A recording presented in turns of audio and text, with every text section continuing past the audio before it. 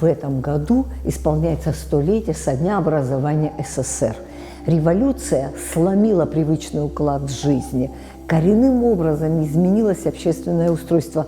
Мы не часто вспоминаем это время, но об этом времени сегодня нам расскажут в музее.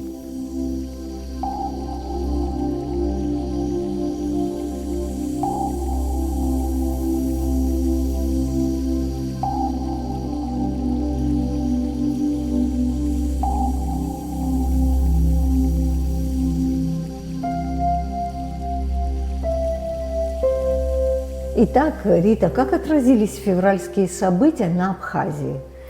Февральские события не могли не отразиться и на Абхазии, на все Закавказье, так как все эти Закавказье входило в состав Российской империи.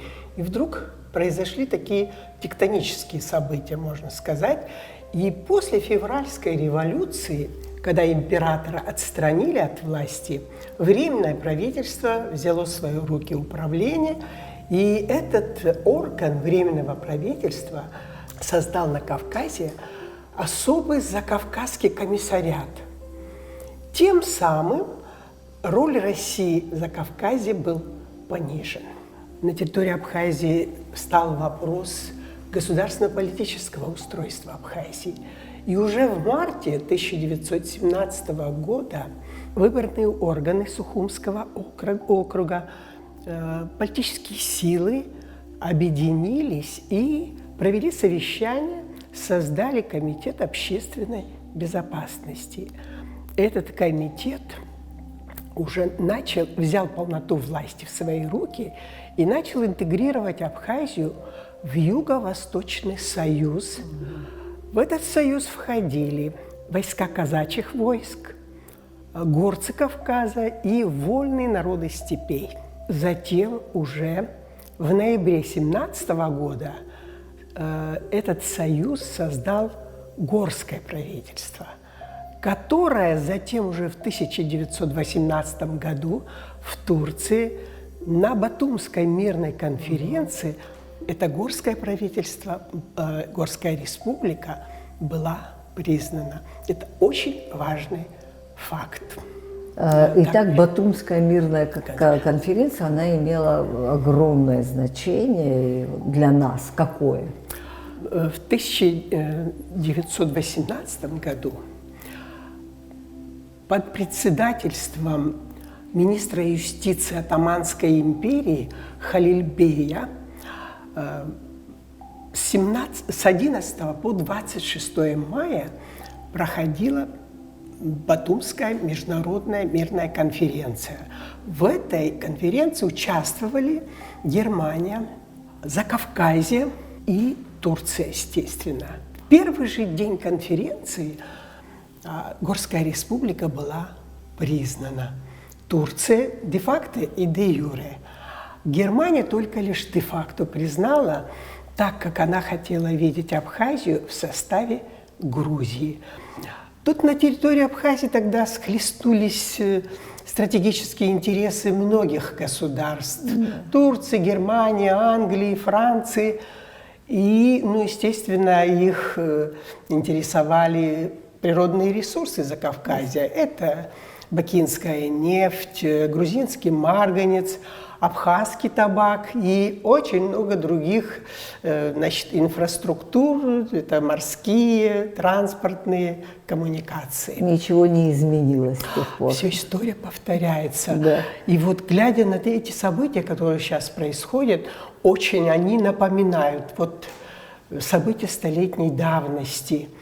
И вот потому надо знать свою историю, не зная его прошлое своего народа, никакие ориентиры на будущее нельзя обозначить. На Батумской мирной конференции Закавказская республика тоже распалась. Тут пошли другие события уже. Хочется сказать, отметить, Батумская мирная конференция на 18 году произошла, но тут произошла Октябрьская революция. Временное правительство было упразднено, к власти пришли большевики. Абхазия, как и Россия, столкнулась с большевистским движением.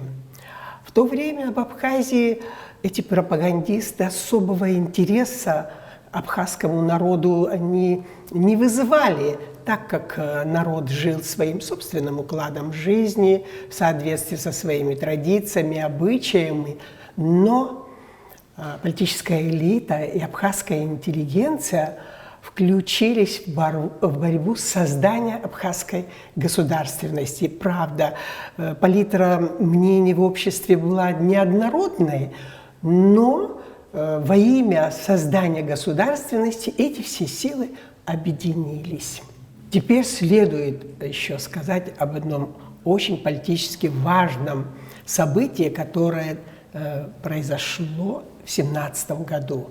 8 ноября в Сухуме состоялся съезд абхазского народа, который сформировал первый представительный орган власти Горской республики – Абхазский народный совет, ориентированный на север, как мы уже говорили. В тот же день на съезде были приняты очень важные документы. Какие? Конституция абхазского народа и Декларация Абхазского народного совета. В этих документах говорилось о самоопределении абхазского народа. Над этим документом работали Симон Басарян, Асланбек Шерипов, которые сыграли большую роль. Горская республика была на Батумской мирной конференции признана, но в 1919 году, во время уже Парижской мирной конференции, была подготовлена этнополитическая карта Горской республики, границы Горской республики и, значит, границы Грузии с Абхазией уже были обозначены по реке Ингур. Скажите, пожалуйста, ведь, насколько мы знаем, народная дружина Керас сыграла какую-то роль в становлении советской власти в Абхазии? Да, конечно. В конце 1917 года в селе Джерха Гудаутского района по инициативе Нестора Аполлоновича Челакова была создана боевая дружина Керас. Затем уже во всех районах Абхазии были созданы повстанческие отряды. Также был создан военно-революционный комитет. Вот рупором военно-революционного комитета служила Сухумская правда. В ядро этой боевой дружины, как известно, входили добровольцы Первой мировой войны «Абхазская сотня». Участники Дикой сотни. Да, участники Кавказской дикой дивизии. Это Василий Михаил Лакоба, Кокоскерия, Шамба. После, значит, в 1918 году, в апреле, после второй попытки была установлена советская власть в Абхазии, кроме Кадорского участка. И она просуществовала 40 дней, а в Самурзакане почти 6 месяцев. Но войска грузинского меньшевика Джугели вошли в Абхазию, прорывают фронт и оккупировали всю территорию Абхазии. Теперь начались времена тяжелого террора. Были посажены депутаты Абхазского народного совета, сжигались дома. От простого крестьянства, кто принимал в этом участие, были посажены в Тифлисе, в Митехской тюрьме. Почему это дерево представлено тут? Это очень важно, потому что абхазы с древнейших времен собирались у священных деревьев, и когда какие-то очень важные события происходили, решали именно вот там. И также керасовцы дали клятву, что освободят они свою страну от грузинской оккупации.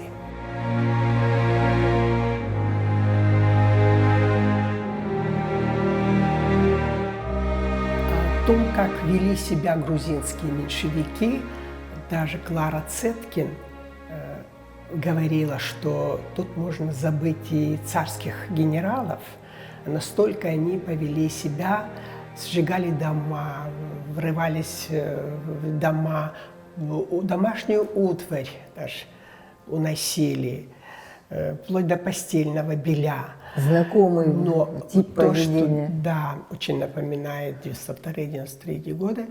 Но самое ужасное то, что люди, активные борцы за советскую власть, парламент депутаты первого парламента, все они были посажены в тюрьму. И, значит, известный политический государственный деятель России, видный юрист, руководитель Министерства юстиции Временного правительства, он тоже являлся депутатом Народного совета.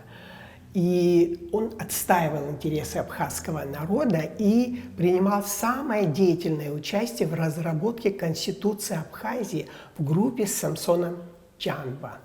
Демянов пишет: грузинская власть уничтожила политическую независимость Абхазии, несмотря на существование договоров, ее предусматривающих. Идея самоопределения народности была сведена при этом на нет. В тюрьму были посажены деятели Абхазского народного совета, то есть члены парламента Абхазии.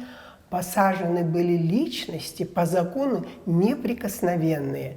Свобода печати таким образом была сведена на нет. Это слова Демянова, который входил в Абхазский народный совет. Он и в группе независимцев был. Вот тут в основном независимцы и представлены: Самсон Джанба, Алания Дмитриев, Михаил Цагурия, Туманов. Это такая интеллектуальная элита, которая привела нас из Сухумского округа, возродила нашу государственность, превратили ее в СССР Абхазию. Ну, конечно, во главе с боевой дружиной Киараз и с другими повстанческими отрядами, которые руководил Николай Акертава тогда, так как Нестор Лакуба и Ефрем Эшба по поручению Владимира Ильича Ленина были в Турции. Они, значит, говорили с главой Турции Ататюрком. В этом большую роль сыграла наша диаспора, махаджиры, во главе Джамалбеком Маршан, Руштубием Бганба, которые высадили у устья реки Кадор войска, где развернулось настоящее боевое сражение. Но этот десант был ликвидирован. Большая часть его ушла в Турцию, после чего абхазские села Кадорского и Кудаутского участков были подвергнуты жестоким репрессиям. А другой политический деятель России, Антон Деникин, на имя генерала Форести Уокера и Мильна послал телеграмму вот такого содержания. Ко мне обратились официальные представители абхазского народа с ниже следующим прошением, подписанным членом Народного совета. Абхазский народ составляет главную часть населения Сухумского округа. Грузины ввели сюда свои войска и начали вмешиваться во внутренние дела и повели самое беспощадное гонение против выдающихся, влиятельных и политических деятелей абхазского народа. Этот свободолюбивый и воинственный народ никогда не простит оскорблений и притеснений, причиненных ему грузинами, и никогда не примирится с грузинским владычеством. Понятно, что Антон Деникин имел свои стратегические цели, но он этим пыл грузинского меньшевизма был сведен на нет, и все эти депутаты парламента, которые сидели в Митехской тюрьме Тифлиса, были отпущены. Все-таки как было важно его. Да, его потом вот в добровольческой армии Антона Деникина служило очень много офицеров, участников Абхазской сотни. Это тоже сыграло свою роль.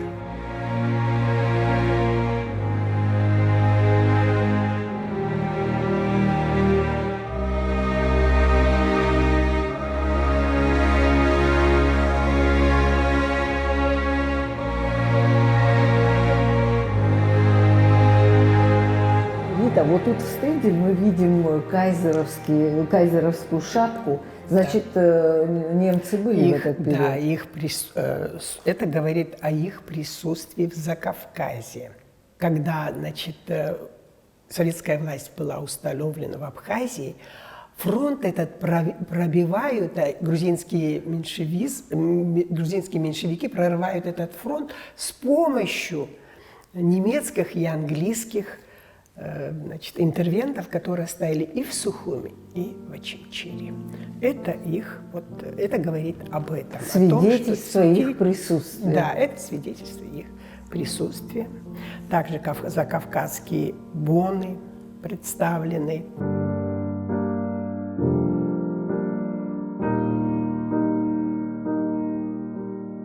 Рита, что примечательно, в Абхазский народный совет входили не только абхазцы, но и представители других национальностей. Да, Манана, весьма достоверна и живописна картина, которую описал от представителя эстонской общины Мартина Августа. Он отмечал, под Сухумом на рейде стоял французский крейсер «Комба». Сухум торопливо эвакуировался. Уезжала вся знать города со своими коврами, драгоценностями. Из складов возился абхазский табак.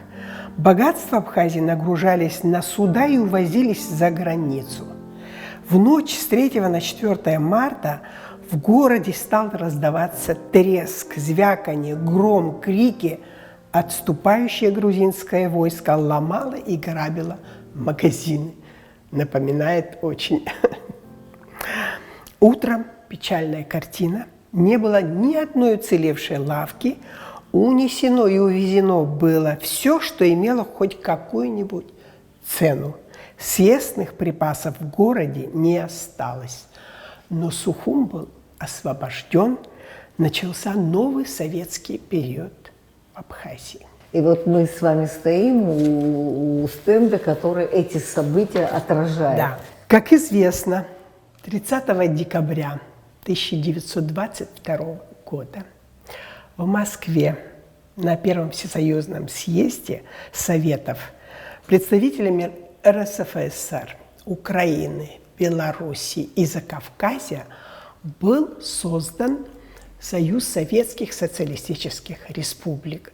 Была принята декларация и договор об образовании Союза Советских Социалистических Республик. Что примечательно, наш представитель Абхазии Николай Кертава, его подпись. Ну вот еще раз говоря об Акиртава, я бы хотела, чтобы вы рассказали нашим телезрителям, что он был видная деятельность, его была посвящена не только Абхазии. Он всю свою жизнь посвятил установлению советской власти в России и в Абхазии, конечно же. У него были большие связи, был связан с Буденновым, с Ворошиловым.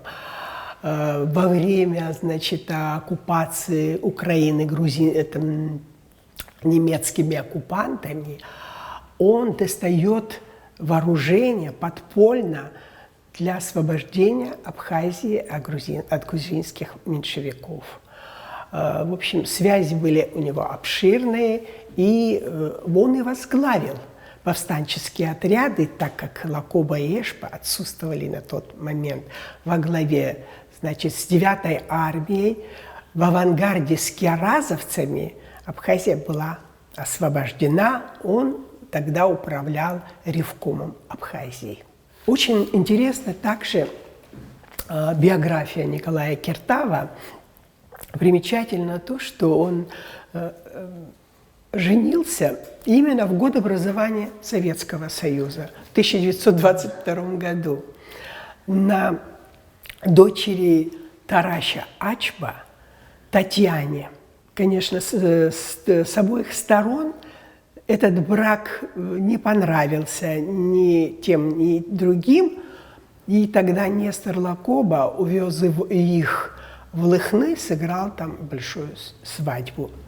Но затем, когда они познакомились со своим зятем, лучше него никого не было, но это длилось недолго. Настали темные времена, и Николая Киртава, как и вся наша политическая элита, которая привела нас к СССР Абхазии, вся она была уничтожена. Все подверглись репрессиям конечно. года. Да, началось это с 1934-го, а сам Николай Киртава в подвале НКВД был застрелен.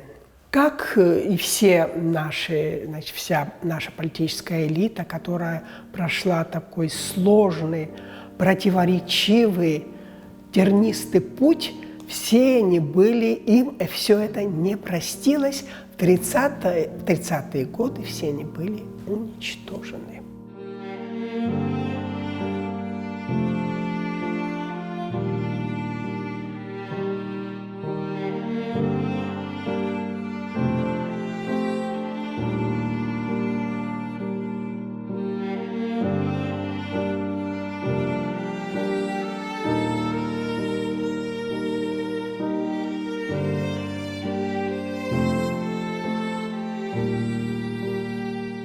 Рита, я думаю, что любому посетителю будет интересно, что за вывески здесь вот лежат, такие мраморные, тяжелые. Да.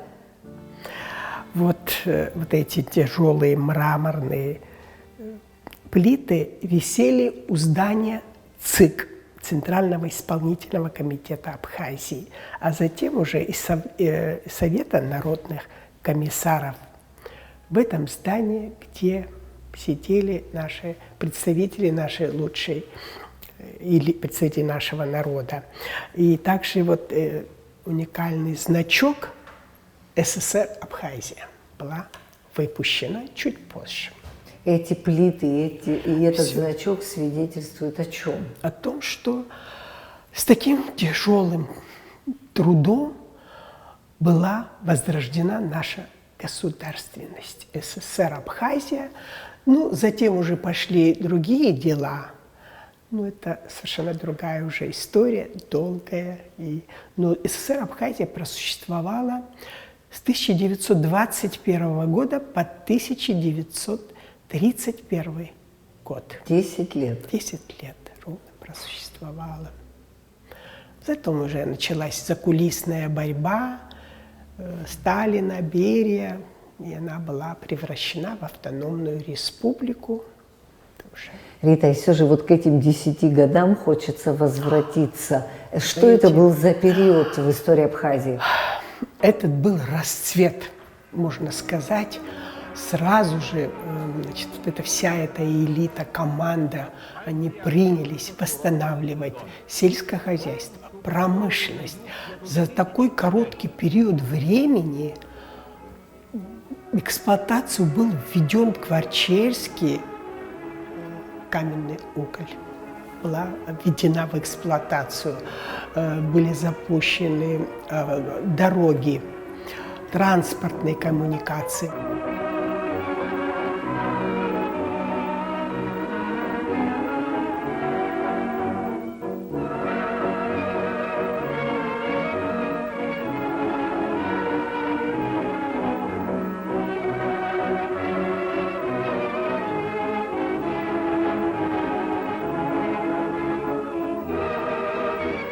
Тут очень важно сказать о том, что Советская социалистическая республика Абхазия была создана раньше Советского Союза.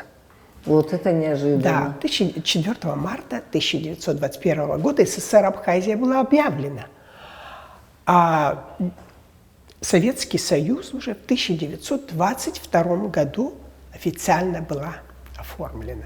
Раньше, гораздо То есть на раньше. целый год раньше. Да, 30 декабря ровно 30 лет исполнилось созданию Советского А почему так Союза. получилось, Рита? А потому что вот такие были лидеры, которые... потому что в России-то шла гражданская война, там были другие условия, а тут избавились от грузинского меньшевизма, национально-освободительная была борьба. Это один из этапов, первый этап национально-освободительной борьбы нашего народа, когда они восстановили нашу государственность. Это очень важно.